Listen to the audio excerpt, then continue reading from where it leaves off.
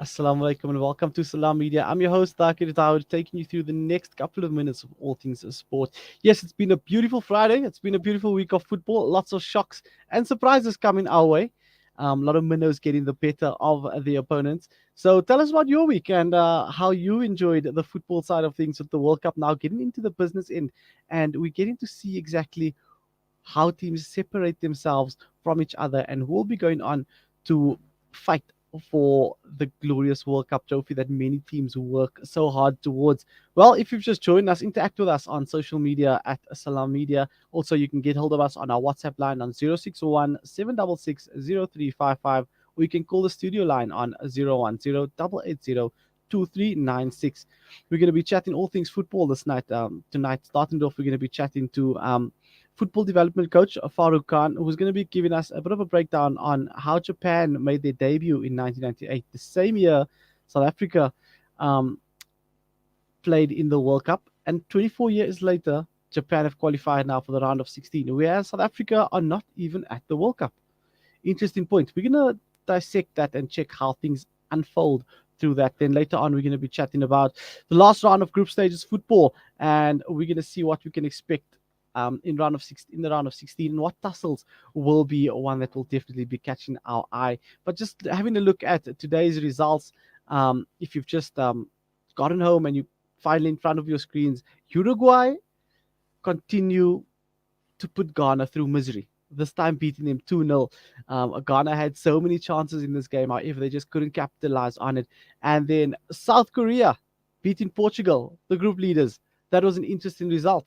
Um, I think South Korea winning that game means so much to the country. And I mean, so much to the people of South Korea, because that means that they now go one position above Uruguay in the group on goal difference.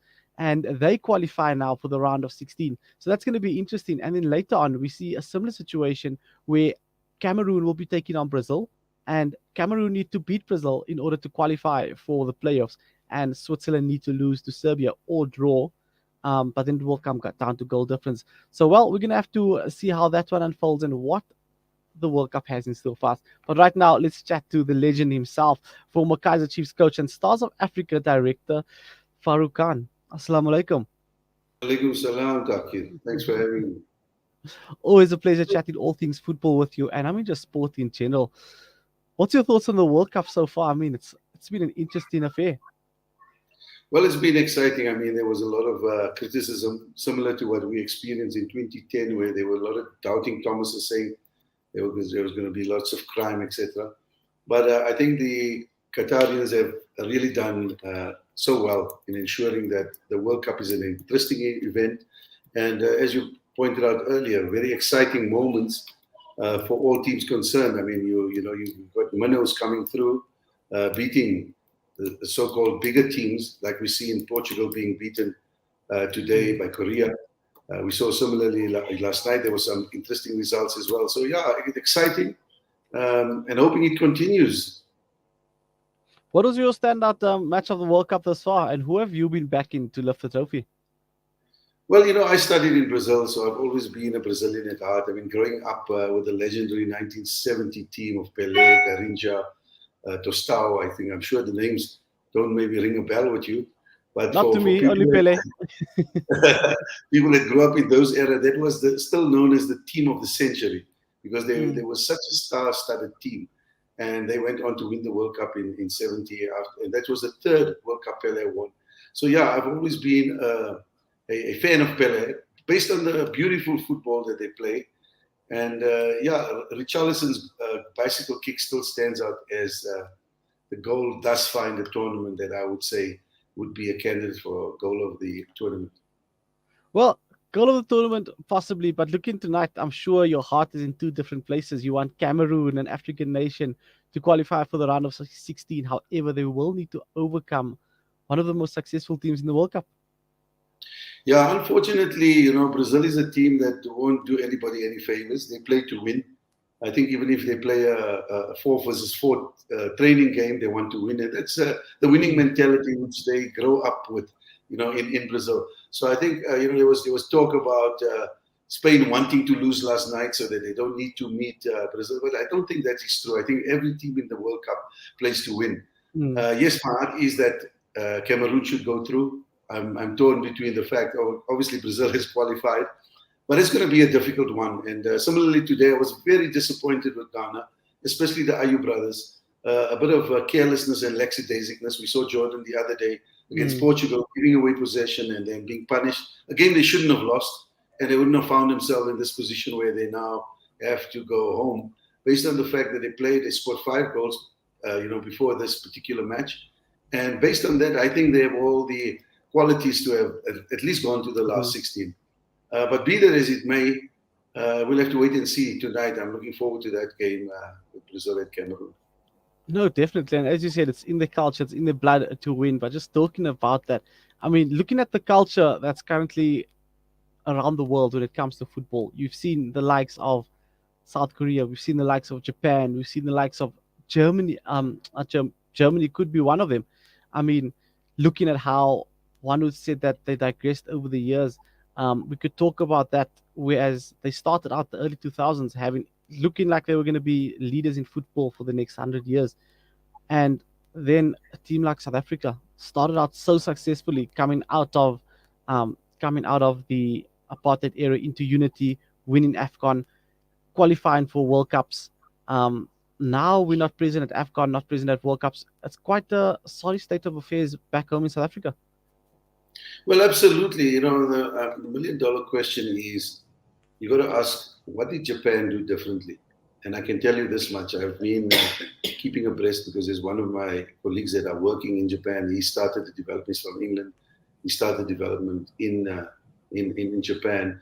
And fortunately for him, one of the kids that he worked with, the dad was a CEO of a big company which then sponsored development in Japan. But prior to that, when I was studying in Brazil in 1992, already then Japan had 90 kids brought to Brazil to spend 6 months in intensive training with their tutors, with their physical trainers, their coaches. So they spent 6 months just in Brazil to ensure that they learn from the best at that time. And there's no surprise to me they even had people like Zico spending a number of years in Japan. So they invested very wisely in ensuring that they are the right people guiding them on the process. And that's the process that I think we've missed out on. We haven't had a process since we won the African Cup. I think we took a lot for granted. We thought that we'll have the next generation coming through the way the likes of Lucas Radebe and Mark Williams, etc., came through playing street football, then growing up, getting to professional football, and then making their mark. But it was also a different time when Madiba Magic, we had just come out of isolation. We were hungry for success. But what we didn't realize that street football was something of the past. Informal football was something of the past. We were now playing catch up with technology.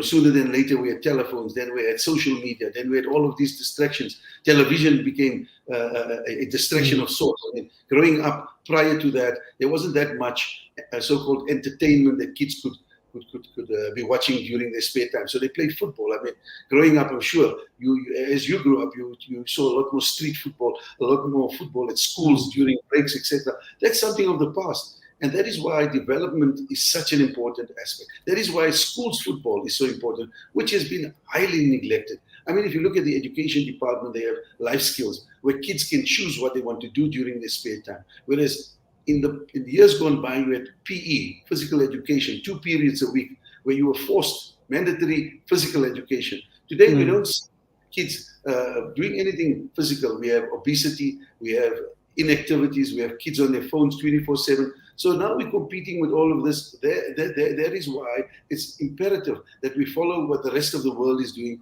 by organizing proper development structures, which is what Japan had done. I mean, Japan, if you look at their youth teams, both male and female, they've excelled in international competitions. The women have even won a World Cup. I mean, the men have gone to the latest stages of youth tournaments. And now we see this Japan. It's no surprise to me to see how well they've done. And they've taken a leaf out of the book of the French with Clairefontaine. They've taken a book out of the Germans when they realized they needed to do something about their development. Another country that has come to the fore, similarly realizing the importance of proper structures of systematic scientific development is Belgium. And we know that golden generation has come through. They've been a bit lax. I wouldn't say laxy. They still have to freshen up that team. They've still got a lot of the older guys coming through. But I can be certain that when they get back, you're going to see a lot more Belgian youth players coming through because the process is ongoing. And just talking about that process, locally, what have you seen in our processes that is currently lacking compared to the quality and the standards internationally? Well, firstly, we don't have proper grassroots development. We don't have qualified youth coaches. We have at SAFA, we have a lot of general coaching qualifications, your D license, your C license, whichever one you want to call it, and eventually your pro license. But that doesn't cater for youth. Youth is similar to if you have a child and you take him to a doctor and he has a certain problem, he will refer you to a pediatrician, a specialist. And youth coaching is a specialized form of training. So you can't take a general and senior professional coaching and water it down. You can't adapt it. There's specific types of training because what you must understand, development has a process and has cycles of development. So you get different stages of development and you can't skip any of those stages because each of those stages have what we call training methods that's adapted to that specific age. So it's what we call age appropriate training. So you can't do senior training with a 10 or a 12-year-old.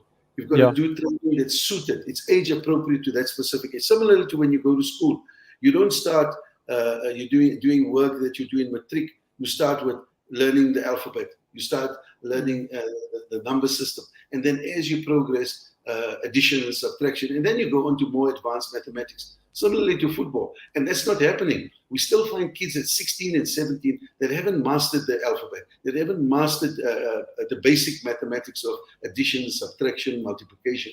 And then you're expecting them to do theorems or to do applied mathematics. It's just not possible. So the foundation is lacking. We don't have the right foundation. If you look at our professional players, they lack the basic skills. I mean, heading is a skill which is underdeveloped. Passing is a skill that's underdeveloped.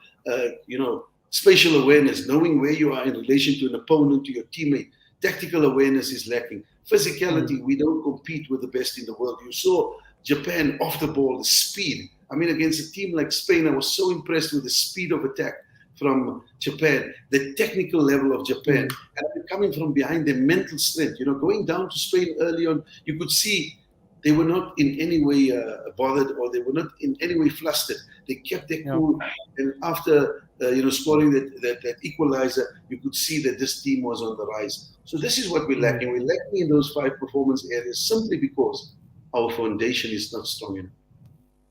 But do you think it's just the fact that we've been spoiled for so many years with let's say, quality street footballers coming through the ranks, like you said earlier? Because, I mean, if you go around the townships and you go around and you see some of the most skillful players, but the moment they make it in between those 4 lines, it's a whole different ballgame. Yeah, absolutely, because they're not complete players. You see, you get a player who has skill, like you say, or his talent, so he can do certain things very well, but football requires you to do everything well. So you could find that a player is good on the ball, but he hasn't got the vision to make that important pass, or he hasn't got the ability to convert a well-structured attack. We see people missing very easily. I mean, if you look at it currently, Collins Mbesuma still holds the record for scoring the most goals. When we were at Chiefs, myself and Ted, we won the league, and he was a player that in those, I'm talking about 2003-4, he still holds the record for having scored the most goals. Where Shalulile was chasing that record from Sundowns last season, but he wasn't able to ensure that that record is broken. So that says a lot about us. I mean, often every year, most of the best, or should I say the best strikers come from outside. I spoke about Collins and Besuma. I speak about Shalulile. It's very seldom that we have a local player scoring above 20 goals, or even if they score 14 or 12 or 13, we would say that is well done, which is a problem. But do you think that we're accepting mediocrity because this has been going on for season after season, and looking at it, it's like it's easier to buy a solution than to actually fix the solution from the ground up? No, we're not interested in investing. You see, any business, you need to invest. In any business, for the first 2 years or so, you're not going to make profits. And the Yeah. similar thing in football, you got to invest first, and in the long term, you'll see the benefits. I once said to the SAFA hierarchy when I came from Brazil, Mm. I learned something from the Brazilians. They use football as a form of export. And if you look carefully, the export of football players is almost as good as their coffee export. So that's huge money. We talk about billions and billions of dollars.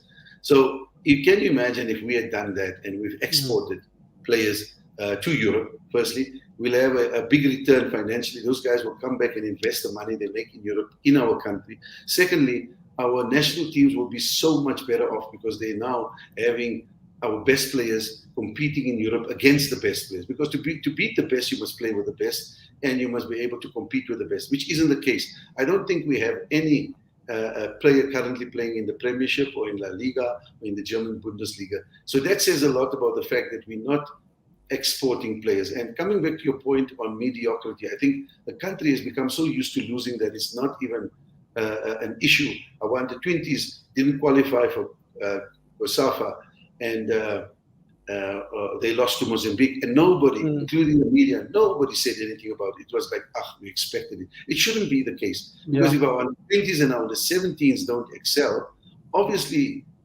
our Bafana team won't excel, because this is the process we're talking about. You need to do well in those junior national tournaments to be able to excel at senior level, and that's not happening. And again, it comes back to that vicious cycle which we speak about, lack of proper development. If we develop our players, and Mm. also the biggest problem we have is we don't give people the opportunity to develop our players who have the credentials, who have the experience, who have the qualification. We choose people, firstly, who come cheap, and secondly, who are a friend of a friend. So it's got nothing to do with football. So Mm. that nepotism and that biasness is affecting us, because you can't expect the guys who don't have the potential to produce world-class players to do so based on the fact that we just are saving costs, or we want a coach who is a yes man. And to get Yeah. quality coaches, you need to pay them well, and you need to empower them to do their jobs, which is something lacking. Currently, if you look at all our youth national teams, none of these guys have coached at the highest level. None of these guys have produced top players. How do you expect them to do so when you're giving them a national team to coach? Mm. It's a tricky question, an interesting one, because you look at the quality coaches that we do have in this country, and it's only a handful, because it's a merry-go-round of the same coaches moving from club to club every season. But but moving to a national level, it's very difficult to see those coaches on the club scene, because that's actually where you want to see coaches progress from the club scene into the national circuit. Interesting take, and I guess that's just our thoughts on it. We can talk about it for days, but it's ultimately down to the decision makers to make the decision that we want to take our football to the next level. Otherwise, we'll keep sitting talking about World Cups and we won't know what it's like to actually compete in one. Well, we've been talking about this for as long as I can remember, and we did. I Mm. mean, I was mentored by Ted Dimitro. He said this years ago. He says there's never been a nation in the World Cup history that have won a World Cup with a foreign coach. He also said there has never been a nation that have qualified for the later rounds that they haven't had a national a youth development program that is of the highest caliber. If you Mm. look at countries around the world, their best coaches are coaching their youth. When I say their best coaches, I'm talking about their best football brains, and it makes common sense that if you have your best coaches molding these players, then you're going to produce the Messis, the Ronaldos, the Mm. Neymars of the world. Because in life generally the first steps, the first initial learning of anybody, whether it's educationally, whether it's sporting wise, is basically the most important steps that you can take. Because anything you do incorrectly at a young age, you take that skills or you take those skills through your career, and you don't want that to happen. So they invest in having the best people working with their youth, and ultimately, this is where we can now speak about the legends working with the senior teams, because then you can't tell Ronaldo how to take a free kick. You can't tell him how to pass the ball. If you are the national coach, all you need to do is organize your team, motivate your team, ensure that they are in the right frame of mind. But they can't be coaching at professional level. Yeah. The only coaching you can have at professional level is you observe the opposition, you observe your team, and you come up with a tactical plan, and you manage the egos, you manage the players. But actual coaching takes place from I would say 5 years up to about 18 years old. And this is where we're missing out. Mm. We're missing that important age grouping that is so important in us ensuring success. I mean, our ladies that we had from that won, that beat Morocco in the COSAFA, was it the COSAFA tournament? Afghan. The COSAFA, the African Cup. Yeah. They are a product of the development program at Tux. A lot of those girls come from Tux. Several of them are playing in Europe for some of the top teams. You can see there's a big difference. But now I guarantee you now, when they get to the World Cup, and I said to Desiree the other day, things are going to be very difficult. Because now you're playing against the big guns, and we're still not prepared for the big guns. Because if you go into your stats and you look at all our youth teams that have qualified over the last 10 years, none of them have gone past the first stage. Interesting stat, and I guess there's so many facts in there, but I think that's one of introspection for many South Africans to see how they can make a difference in obviously taking the football forward in this country, and obviously the administrators as well to listen in and just look how we can make a change and put the egos aside from an administrative perspective as well. But Farouk, I mean, coming down to the business end of the World Cup, other than Brazil, who have you got your money on? Well, thus far, I would say for me, the teams, there's a lot of teams that show potential. I mean, Germany's gone, so I can't really. They were one of the teams that I thought would do well. Belgium was another one that I thought would do well. England has shown that they are good going forward. Defensively, I think they're a little bit thin, and they are going to concede goals. But again, you can't underestimate Spain. They play a good brand of football. Argentina as well, as much as I wouldn't want to see them win this World Cup, they look like a team that can create problems for anybody in the last 16. So, it's a case of me hoping that Brazil keep their form and go on to win it, because I think it's long overdue that they've won a World Cup. And I think they just have so much quality in their team. I was doubting them defensively, and Neymar was out the other day. He's going to be out again today. So I think they definitely, Argentina, England are outside chance. And I would think maybe even a Senegal, because they show a lot of potential. It's just something that worries me about our African teams: the naivety, the lack of concentration in critical moments, the careless mistakes. There's a difference between their European counterparts who are focused for 90 minutes, who are much more professional. I think sometimes it comes down to our egos. We have to learn to play for the team rather than play for the number or the name on the back of our jersey. Yeah. I think that is a psychological problem that needs to be overcome. But as far as talent and skill is concerned, I think Africa has got so much talent. I mean, there was an argument that even the French national team, who I think is also favorites, I just forgot about them for a minute, they have so many African players. And it just shows, under the right mentorship, under the right conditions, Africa can do well and even go on to win a World Cup one day. Well, we're going to have to wait and see, and I hope that one of your African teams can make it through to the quarterfinals and make it past the round of 16. But Farouk, thank you so much for the interesting chat, giving us some insight on what's happening behind the scenes in football and through the development ranks. I look forward to chatting to you soon, and hopefully closer to the final, you could give us a bit of a breakdown on what you're expecting, what we're looking at, and let's see if your teams that you predicted to go through to the knockout stages are going to be correct. Let's hope so. I'm keeping my fingers crossed. No, definitely. Assalamu alaikum. Until we chat again. All the best. Shukran. That was Farouk Khan, the former Kaizer Chiefs coach, as well as the director at Stars of Africa Football Academy, giving us a bit of insight on the development of football in South Africa and what exactly is happening behind the scenes and why we're struggling to turn our success from junior levels, taking it through to the senior levels. And well, he says it all comes down to development. We're going to take a quick break. When we do come back, we're going to be analyzing a bit more of the World Cup and what you can expect in the round of 16 stages.